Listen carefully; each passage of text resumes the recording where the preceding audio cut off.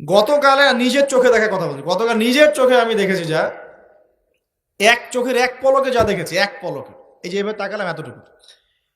আমরা আসছিলাম ওই যে পূর্বাচল দিয়ে মাহফিলে যাব, আমরা চাঁদপুর যাব, ওদিক দিয়ে বের হয়ে কোন জায়গাতে চলে গেছে আমি মানে বলতে লজ্জা পাচ্ছি, কিন্তু আপনাদেরকে বলি কারণ আপনারা এই শহরেরই বাসিন্দা এবং এই শহরের ভবিষ্যৎ আপনার হাতে, এই ঢাকা সিটির ভবিষ্যৎ আপনাদের হাতে না। আচ্ছা, তো গাড়িতে বসে আমরা সাধারণত কি করি, বই পড়ি বা ফোনে কথা বলি বা পরিবারের খোঁজ খবর নেই। গাড়িতে বই পড়তে পড়তে চোখ লেগে যায় না অনেক সময়, তো চোখটাকে রেস্ট দেওয়ার জন্য জাস্ট একবার গ্লাসটা খুলে বাইরে তাকিয়েছি। পাশ দিয়ে একটা গাড়ি চলে গেল, একটা উবার টাইপের একটা গাড়ি চলে গেল, ড্রাইভার গাড়ি চালাচ্ছে। পিছনের সিটে, আপনার শহরের অবস্থা বলছি, পিছনের সিটে আমি দেখলাম যে একটা ছেলে এভাবে বসে আছে, আমি যেভাবে বসে আছি, আর একটা মেয়ে তার উপরে উঠে বসে আছে ওপেন রাস্তার মধ্যে। এটা আপনাদের শহর। আমি যে বলি যে কিয়ামতের যত সায়েন্সগুলো আছে, নিদর্শনগুলো, সেগুলো মোটামুটি প্রকাশ পেয়ে গেছে এই সব শহরগুলোতে, আপনারা তো বিশ্বাস করতে চান না। নবীজি এটার কথাই বলছিলেন হাদিসে যে কিয়ামত ততদিন পর্যন্ত হবে না যতদিন পর্যন্ত মানুষ গরু গাধার মতো রাস্তাঘাটে জেনা করবে না। স্পষ্ট হাদিস আছে, কিয়ামত ততদিন পর্যন্ত হবে না যতদিন পর্যন্ত মানুষ গাধার মতো রাস্তাঘাটে জেনা করবে না। এগুলো জেনা না? জেনা মানে কি শুধু ওই সেক্সুয়াল শারীরিক সম্পর্কই জেনা? দেখেন, ফ্ল্যাটে ফ্ল্যাটে জেনা হচ্ছে এখন, ফ্ল্যাটে ফ্ল্যাটে জেনা, মাদকদ্রব্য সেবন করছে, ধনির দুলাল, কোনো খবর নাই। একটা অসুস্থ প্রজন্ম তৈরি করছে আমরা, জানেন? এই প্রজন্মের ছেলেরা নাস্তা করে 12টা-1টার দিকে, দুপুরে এদের রাত হয় 12টা-1টা পর্যন্ত, ঘোরাফেরা করে, ফজরের নামাজের সময় ঘুমায়। ফজর নামাজটা পড়ে ঘুমায় না, কিন্তু ফজর নামাজের সময় ঘুমায়। উঠে দেখবেন 12টা-1টায় নাস্তা করে, 12টা-1টার দিকে।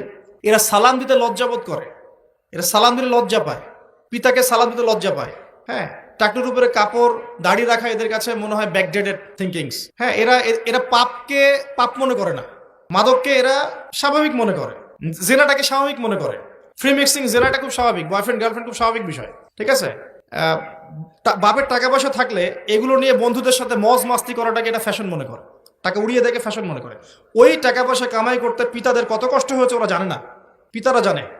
এই প্রজন্মের মেয়েরা দেখবেন পর্দাটাকে ব্যাকডেটেড থিঙ্কিংস মনে করে, চুল খোলা রেখে গেঞ্জি টি শার্ট পরে বাইরে ঘুরতে যারা পরিমাণ লজ্জাবোধ কাজ করে না, যারা পরিমাণ না। বিভিন্ন অকেশন আসলে দেখবেন মোমবাতি জ্বালিয়ে অগ্নি পূজা শুরু করে দেয়। হ্যাঁ, এবং কোনো কোনো ক্ষেত্রে সংস্কৃতির নামে এমন কিছু শিরকি কাজ করে যেগুলোর সাথে ইসলামের কোনো সম্পর্ক নেই। এরা জীবনে প্রতিষ্ঠিত হওয়াকে, বাইরে একটা ডিগ্রি সার্টিফিকেটকে নাজাতের ওসিলা মনে করে ফেলে। নামাজ, রোজা, হজ, জাকাত, ইসলামিক কালচারগুলা তাদের কাছে মনে হয় এগুলো শেষ বয়সের কাজ, এই বয়সে করার দরকার নেই। আমরা একটা অসুস্থ প্রজন্ম তৈরি করে যাচ্ছি। আপনি সালাম দিয়ে দেখেন উত্তর দেয় না, সালাম দিলে সাই বোধ করে, সালাম দিতে মনে হেড হয়ে যাচ্ছে মাথাটা। কি লজ্জা, সালাম দিতে কি লজ্জা। দেখবেন হ্যালো হাউ আর ইউ, পশ্চিমারা যা যা করে হুবাহু ওদের কাটপেস্টে লাইফ লিড করে, জুমার নামাজও ঠিক মতো পড়তে যায় না। আমরা কি প্রজন্ম তৈরি করছি চিন্তা করে দেখবেন। মাদক, এই যে একটু আগে স্যার বলে গেলেন না, ম্যাক্সিমামই, অল্প কিছু মানুষ বাদ দিয়ে যারা একটু ধর্মকর্ম চর্চা করে, এইসব মানুষ বাদ দিয়ে ম্যাক্সিমামই মাদকের সাথে সম্পৃক্ত। আমি দেখাচ্ছিলাম প্রিয় ভাইয়েরা এবং পর্দার বোনেরা যারা আছেন যে কিয়ামতের সায়েন্সগুলো কিন্তু চলে আসছে। এখন এই প্রজন্মের দায়িত্ব কিন্তু আপনার হাতে। এই প্রজন্মের দায়িত্ব কার হাতে বলেন? এই শহরের দায়িত্ব কার হাতে? শুধু কি আলেম ওলামার হাতে? শুধু কি প্রশাসনের হাতে? এই শহরকে আপনি পাপমুক্ত করবেন কিভাবে? আপনাদের আমাদের কোনো ভূমিকা নাই? কি যে হচ্ছে কল্পনা করতে পারছে না। একটা চিত্র দেখছেন না, লাখ লাখ ছেলে দাঁড়িয়ে একটা পর্দার সামনে দাঁড়িয়ে আছে, গোল কখন হবে এই জন্য, দেখছেন না? মিডিয়া এগুলো প্রমোট করছে না? ভাবখানে এমন যে কত সুখে আছি আমরা, তাই না? কি সুখ আমাদের, খেলা হচ্ছে, আমরা গোল গোল চিল্লাচ্ছি, খেলছে কোন টিম, সেই টিম আমাকেও চিনে না, আমার দেশের নামও জানে কিনা আল্লাহু আলাম। আমরা নাচানাচি করছি, মাশাআল্লাহ, আমরা মারামারি করছি, কেউ মার্ডার হচ্ছে, কেউ আবার শোকে স্ট্রোক করে মারা যাচ্ছে, তাই হচ্ছে না? এমন কেন জাতিগতভাবে আমরা এমন কেন হলাম? জাতিগতভাবে আমাদের কোনো ব্যক্তিত্ব নাই, আমাদের কোনো গায়রত নাই। আমাদের তো যুদ্ধের হিস্ট্রি আছে, আমাদের বীরত্বের হিস্ট্রি আছে, আমাদের ভাষা আন্দোলন হিস্ট্রি আছে। দেশের কনসেপ্ট বাদ দিয়ে ইসলামের কনসেপ্টও যদি বলেন, আমরা তো তারেক বিন জিয়াদের উত্তরসূরি, বিন কাসিমের উত্তরসূরি, খালেদ বিন ওয়ালিদ, উমর ইবনুল খাত্তাবের উত্তরসূরি। আমাদের কোনো গায়রত নাই। পশ্চিমারা একটা কিছু লঞ্চ করবে, সবাই নাচানাচি করবে, আমরা সেখানে গা ভাসিয়ে দিব। কিছু কিছু মুসলিম কান্ট্রি ওগুলোতে জয়েন হবে, আমরা মনে করবো এটা হালাল হয়ে গেল।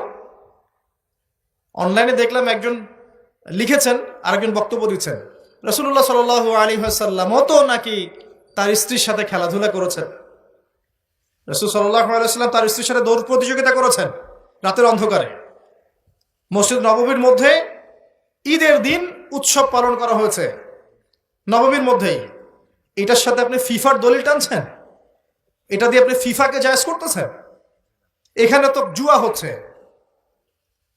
একটা মুসলিম কান্ট্রি কাতার যা অ্যারেঞ্জ করেছে, এই অ্যারেঞ্জমেন্টটা অন্য আগের সব অ্যারেঞ্জমেন্ট হচ্ছে বেটার, কারণ সে তার মধ্য দিয়ে ইসলামের প্রচার করার চেষ্টা করেছে, সে তার জায়গা থেকে চেষ্টা করেছে, কিন্তু মন্দের ভালো, এর চেয়ে ভালো কিছু করা সম্ভব ছিল না। এখানে সে যতদূর পর্যন্ত পেরেছে ট্রাই করেছে, এবং সে কিন্তু ছোট রাষ্ট্র হলেও অনেক বড় বড় ওয়ার্ল্ড অ্যাফেয়ার্সের বিষয়ে সে মাথা ঘামায়।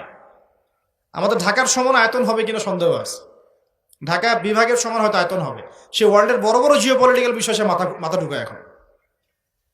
হ্যাঁ, সে তার সর্বোচ্চ চেষ্টা করেছে, কিন্তু এর মধ্য দিয়ে যে সারা বিশ্বে কোটি কোটি যুবক তাদের হায়াত নষ্ট করছে, তাদের যৌবন নষ্ট করছে, তাদের রাতের ঘুম ইবাদত নষ্ট করছে, হ্যাঁ, আপোষে ক্রন্দলে লিপ্ত হচ্ছে, বিধর্মীদের কালচার ফলো করছে, ওদের ফ্ল্যাগ টাঙাচ্ছে। আমার দেশের মধ্যে, স্বাধীন সার্বভৌম রাষ্ট্রের মধ্যে অন্য একটা রাষ্ট্রের পতাকা তুলবো কেন? আমার গায়রত নাই? ওরা কি তাদের দেশে আমার পতাকা তোলে কিনা? আমাদের ব্যক্তিত্ব কোথায় চলে গেল?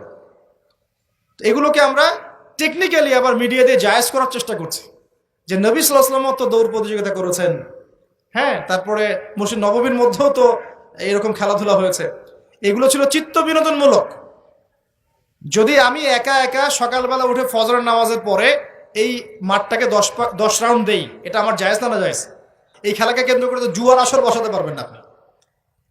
এটাকে কেন্দ্র করে তো সমকামিতা প্রমোট করতে পারবেন না। এটাকে কেন্দ্র করে আপনি lakh lakh billion billion dollar খরচ করতে পারবেন না তো। অথচ আপনার পাশেই প্রতিবেশী রাষ্ট্র ইয়েমেন না খেয়ে মারা যায়। আমাদের পাশেই মিডল ইস্টের পাশেই প্রতিবেশী রাষ্ট্র সিরিয়া না খেয়ে শিশুরা মারা যাচ্ছে। প্রতিবেশী না খেয়ে থাকে, আমি পেট ভরে খাই, আমি মুমিন নাকি? প্রতিবেশী না খেয়ে থাকে আর আমি পেট ভরে খাই, আমি কি মুমিন নাকি? আর সারা বিশ্ব এই দিকে মানুষকে ফোকাস করে রেখেছে। বিশ্বের একটা অংশ এই দিকে ফোকাস করে রেখে তাদের এজেন্ডাগুলো ঠিকই বাস্তবায়ন করছে না? তো রমজান মাস আসে, দেখবেন রমজান মাস যখনই আসে দেখবেন যে নির্যাতন বেড়ে যায় উম্মার উপর। যে সময়ে উম্মার ইকোনমিক অবস্থা ভালো না, সামরিক অবস্থায় তাদের মুখোপেক্ষী হয়ে থাকতে হচ্ছে, যে সময় আমাদের ভিতরে পলিটিক্যাল বিরোধগুলো দেখা দিচ্ছে, আমরা ইউনাইটেড হতে পারছি না, যে সময় যুব সমাজরা মাদকে আসক্ত হয়ে আছে, পর্নোগ্রাফিতে আসক্ত হয়ে আছে, দিনের ইলম কালাম অর্জন করছে না, নামাজ ঠিক মতো পড়ছে না, কুরআন তেলাওয়াত করা শিখছে না, যে সময়ে ইভেন আলেম ওলামাদের মধ্যে ঐক্য দেখা যাচ্ছে না, যে সময়ের মধ্যে আমরা পরিবারগুলোর ভাঙন দেখতে পাচ্ছি, আমাদের পরবর্তী প্রজন্ম কোন পরিবেশে বড় হবে সেই নিশ্চয়তা দিতে পারি না, যে পরিবেশে একটা 5 বছরের ছোট্ট বাচ্চা আয়াতকে কেটে টুকরা টুকরা করে ফেলা হয়, এখানে আমরা বসে বসে রং তামাশা দেখতেছি টিভির সামনে বসে। এই সমাজটা পরিবর্তনের দায়িত্ব আমাদের কারো ঘাড়েই নাই? শুধু কি পলিটিশিয়ানদের দায়িত্ব? শুধু কি প্রশাসনেরই দায়িত্ব? আমাদের সবাইকে নাকে তেল দিয়ে ঘুমানোর জন্য পৃথিবীতে আসছে? এই যুব সমাজ তো জানেই না, বোঝেই না ওদেরকে কি কারণে এই পৃথিবীতে পাঠানো হয়েছে। সে যে মুসলিম, তার যে দায়িত্ব কর্তব্য আছে, আল্লাহ পাক যে তাকে সৃষ্টি করেছেন তার ইবাদত করার জন্য এবং আল্লাহর জমিনে দিনটার প্রচার প্রসার ঘটানোর জন্য, তার কোনো ফিকির আছে? একটা পর্দার সামনে দাঁড়িয়ে সে আধা ঘন্টা, 1 ঘন্টা, 1.5 ঘন্টা সময় নষ্ট করে ফেললো, তার ফিজিক্যাল কোনো উপকারও কিন্তু নাই। আছে কি অবস্থা? মানে মিডিয়া যে কি প্রমোটটা করতেছে,